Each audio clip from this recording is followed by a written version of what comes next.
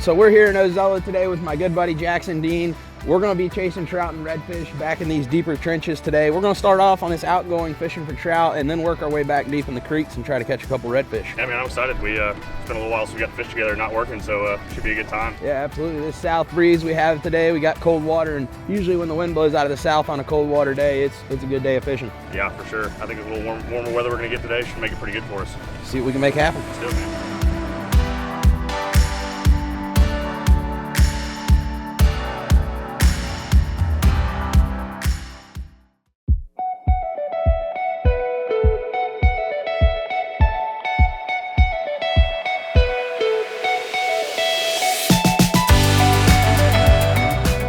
So this week we're fishing in my home waters back in Ozello, Florida with my good buddy, Captain Jackson Dean. Ozello is really, even driving down the road to get to the boat ramp is the most true old Florida place, one of the most remote places you can find in the state of Florida. So we're starting off in this deeper trench here to try to catch a trout or two. We really need that sun to get up high for those redfish in those shallow ponds so we can see them a little bit better. We'll be able to get back there out of this wind and let that tide really drop out and get low so we can hopefully find a couple tailors. So yeah, Brandon called me yesterday and asked if I was busy and had any plans. I said, "Oh man, you want to go fishing?" So jumped on the boat, and I was always excited to get out there and go fish, with a good buddy of mine. And it's been a while since the two of us got to go and fun fish, so I was looking forward to it.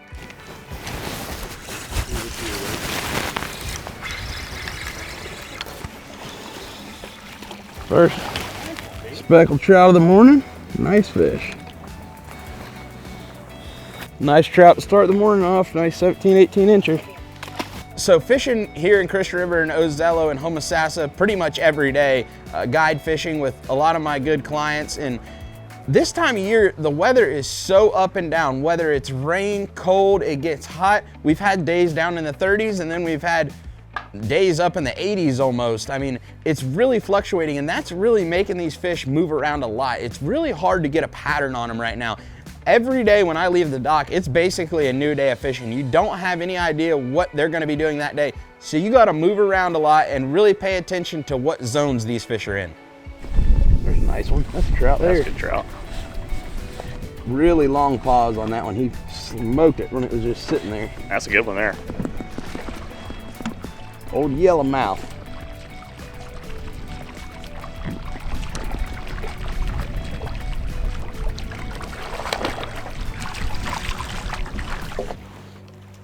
Real lethargic this morning with that water temperature being so cold.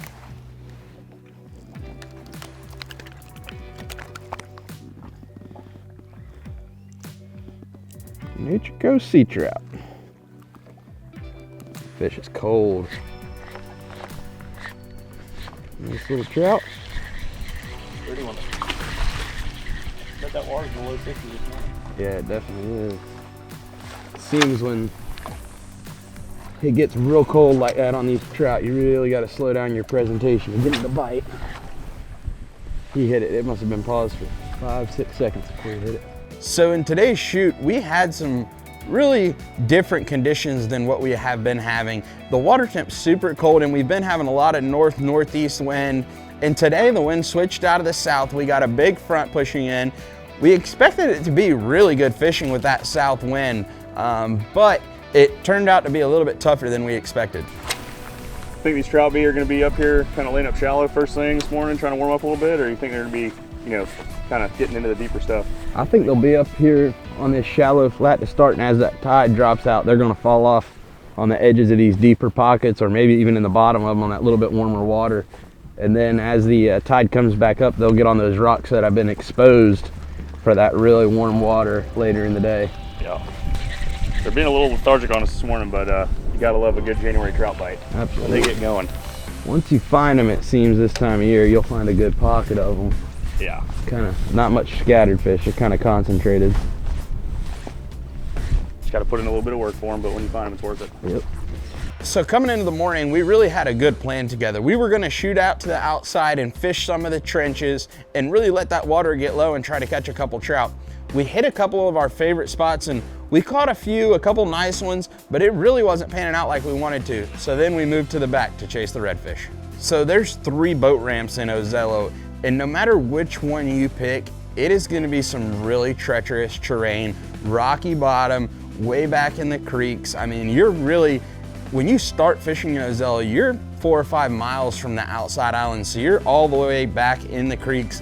And on today's episode, we moved from the eastern edge of Ozello and it went even further back in the creeks. Well, this water looks like it's warming up a little bit, and these fish are kind of starting to move right on the edge of these bars. I think this shoreline's gonna be pretty good for us. What are you thinking? Yeah, that tide's dropping out and those fish are really keying in on that shallow stuff. Some of them are being kind of spooky, but the ones that are acting right, they're biting. It's just gotta push a long ways to find that group of fish, but we've seen a bunch right in here, so hopefully we'll be able to catch a couple. Yeah, I think the rest of the shoreline's gonna be really good for us.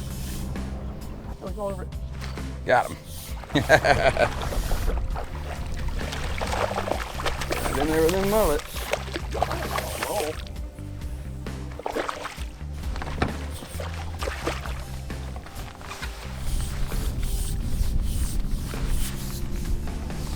Will be. It's not the biggest one, but it's a start, and he's right there with those mullet like he should be. So we'll see. Hopefully the rest will follow suit, and some bigger ones will.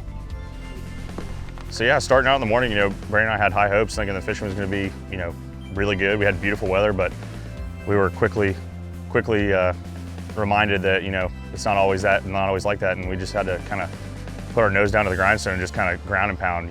Keep fishing what we knew would work. We started to kind of see a pattern that was working, but the fish were being real skittish and timid. So we eventually just kind of kept honing in on what we were seeing and just kind of had to really ground and pound, and it finally we worked out and we were able to put together a nice catch of fish.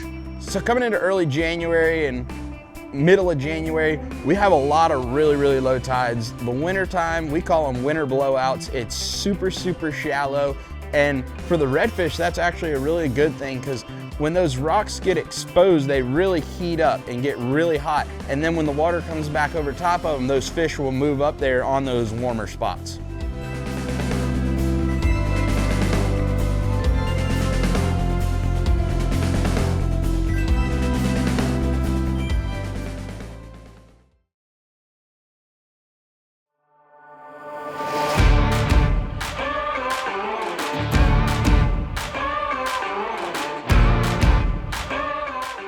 We had scared a couple of fish and really spooked them off, so we slowed down big time. And one of our catches, I watched the fish eat, and he pitched the bait out there and he was working it so slow, and the fish would nose up on it and he would hop it centimeters it seemed like, and it took him almost 20 seconds to get that fish to actually commit. When he first casted, we thought it spooked, but he spun around and he nosed down, and it really took him a little bit to eat that bait.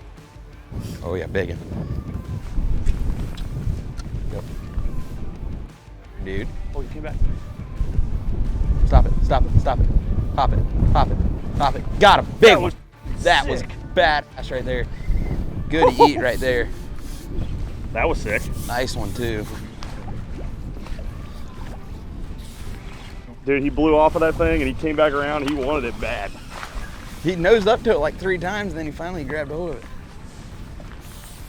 I'm gonna power pull us down here. Yeah, you're good. I'll get down and help you. Another one just bolted off right there. Let me get.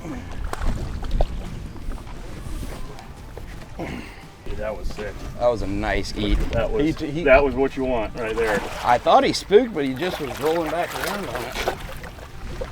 Nice fish. Oh yeah. That's what we're looking for right there. Well, that was perfect. Wheeled around and he just smoked that thing, dude. He was hungry. Awesome. Yeah, that was sick right there. All right, grab that hook out. So that first fish, we were pulling down the shoreline and we kind of went almost by the bar he was on, and I turned around and Brandon and I both saw the fish about the same time, and we were like, there he is. And slung the bait over to him, and immediately the fish spooked off and we're like, oh no. But 2 little hops of the jig and the fish turned right back around and he nosed up on the bait. Brandon was kind of saying, hop it again. And he's following right to the boat. And finally, about the 4th or 5th time, he finally committed and we came tight to him. And it was an insane eat to watch, in 6 inches of water, a 26, 27 inch redfish come up and do that is just something special to see. That was absolutely awesome. That was textbook right there, buddy. That was awesome. We're going to have to try that again. I do a lot of guide fishing and I always have people on the bow of my boat, but having Jackson on the bow today and him really being able to see those fish, and before I can even see them sometimes because of the glare, that really helps. A good pair of sunglasses, being able to see those fish and really just paying attention to the zones these fish are in. Sometimes they're tight to the bank, but he figured out that they were a little off the bank, and that was key to today's success. Got him. Big one. Nice one. That was sweet. I seen him mount up. I saw him boil on something, dude. Good fish, too. He's going back this way. Oh, yeah. 2 or 3 of them right there. Nice one. Dude, this is a nice one, B. Yeah, absolutely. That was a sickie again. Dude. I mean, you saw him boil and you told me, you're like, throw it up there real quick. And dude, he piled on this thing. It was 8 or 10 inches he ate that thing. They know to stay right underneath that boat.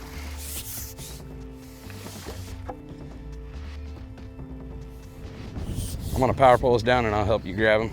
Good, I'm gonna let him kind of tire himself out for a second.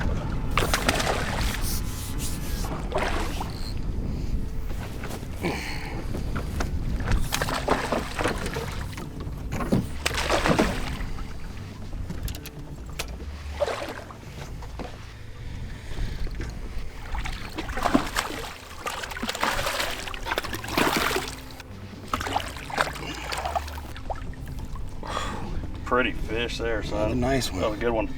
Up there in the shallow stuff. Sick eat too. Little Z-Man. Redfish toad's getting it done today. He wanted it. Nice one. Nice fish.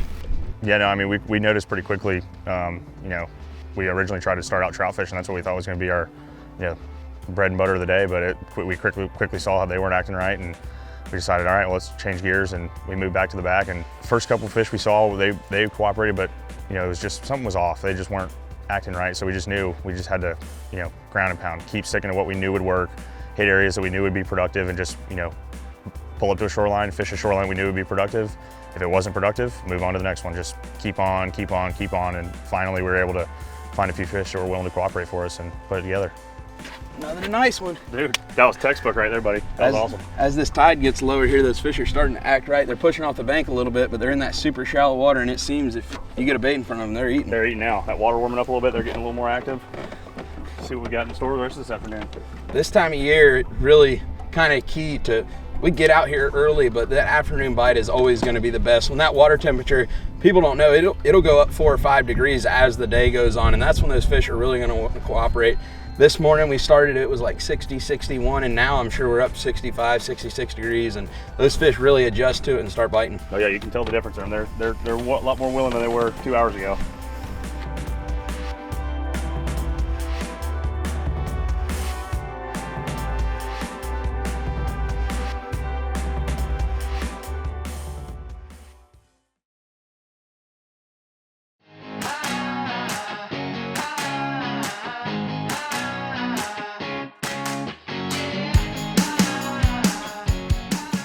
It seems these fish are hanging any hard point with a little bit of current, not that hard current, but a little bit of current and some hard bottom. Almost every one has had a fish on it here the last hour or so. Yep, I think you're right. They're getting warmed up and starting to feed a little bit. So see if we can get a couple more to cooperate for us coming down their shoreline.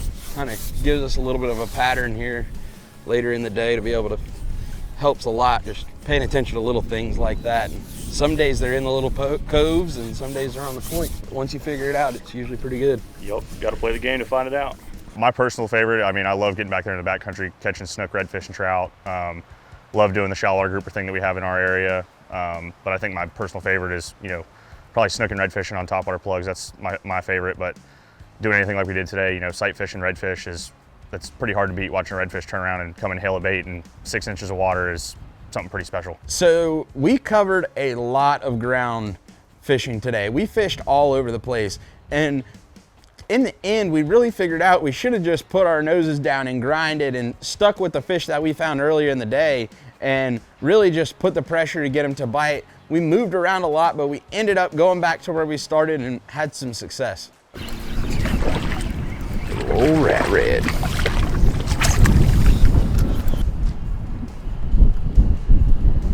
Old rat red. after the day is all said and done and we fished pretty much daylight to dark, it was really, really key to basically just put your head down and grind on those fish. There wasn't a bunch of fish there. You had to pull a long ways to see fish, but most of them were being really cooperative. I was getting tired. I like to move fast. I like to be able to find a big migration of fish, and some days it's not like that. So today I really wish I would have just slowed down and stayed in one area and focused on those fish and just covered ground in that area, and I think we would have had a few more bites. So the tide's pushed up and we made a big run back here in the back, about as far back as you can go. Yeah, we're pretty close to the wood line. You know you're far back when you can see the trees back there, so.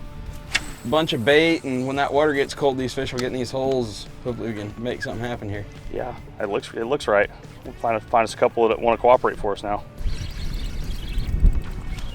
This tide's come way up and the wind started blowing really hard, so we made a move out to some bigger islands where we can get on these rocks where these fish have moved up on as they've warmed up throughout the day, and catching a couple little rats, see if we can run into a big one. Hey guys, gonna give you a little bit of rundown of what we used on today's show. In the morning, we started off trout fishing in the deeper pockets, and we were just throwing a 5 and a 5.5 inch fluke with a 3/0 Gamakatsu J hook through the nose. Weightless, very simple, just an easy all around rig for catching those trout. And it worked really, really well. We didn't spend too much time trout fishing, and we rotated out to the main thing, what we did most of the day, and that's target the redfish and the snook. And we kept it really, really simple all day. We had 10-pound diamond braid. This is a 7'6" medium light TD sole rod by Daiwa, 20-pound diamond fluorocarbon. We had to lighten up that leader a little bit because that water was super cold and clear. Most of the day we were using a Z-Man Chinlocks hook or just this swivel head Z-Man weighted jig head. This is a little paddle tail. It was absolutely killer. We had to go small. Redfish toad was our best color, but we rotated between a watermelon red and a copper a little bit, but that was really, really our go-to bait, especially for Jackson standing on the bow fishing most of the day. I kept the rod in my hip for most of the time, and I was actually just throwing the same exact jig head, but I was throwing it on a fluke, just a little 4/0 fluke. I was using a little bit heavier so I could make a little bit longer cast standing on the back of the platform. Daiwa Certate 3000 TD sole rod again, and like I said, 10-pound diamond braid and a 20-pound leader was key to success on today's shoot.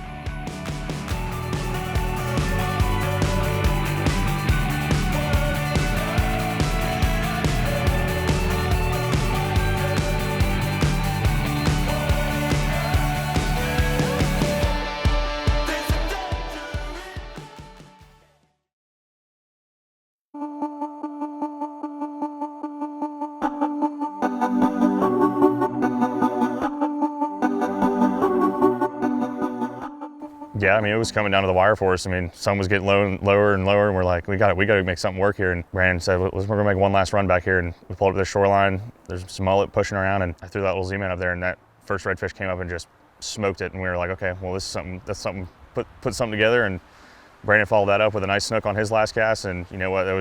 That capped off a great day with just a little bit of success after a long day of just nonstop. You know, seeing fish not wanting to eat and fish not wanting to cooperate, but that right there at the end was the cherry on top for us. There you go.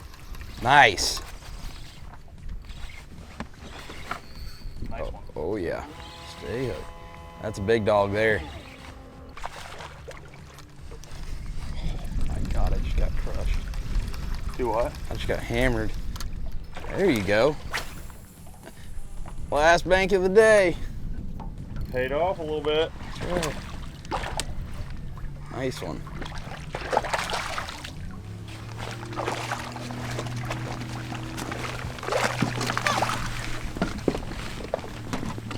Nice fish. Nice one.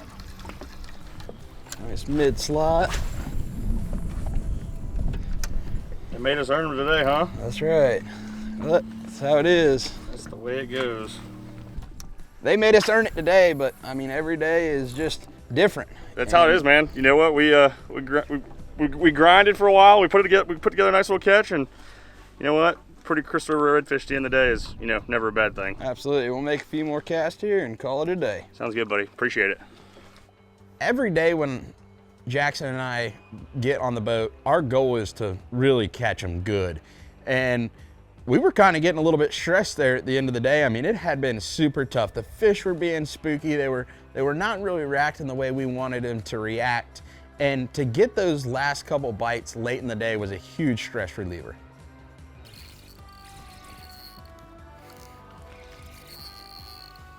Snook. Well, we said we were gonna make a couple more casts. Right at the end of the day, they're turning on.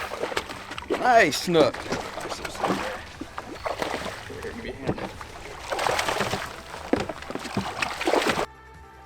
Well, nice little snook to end the day. We said we were gonna make a few more casts and caps off a slam right there. That's right, buddy. That was a great time.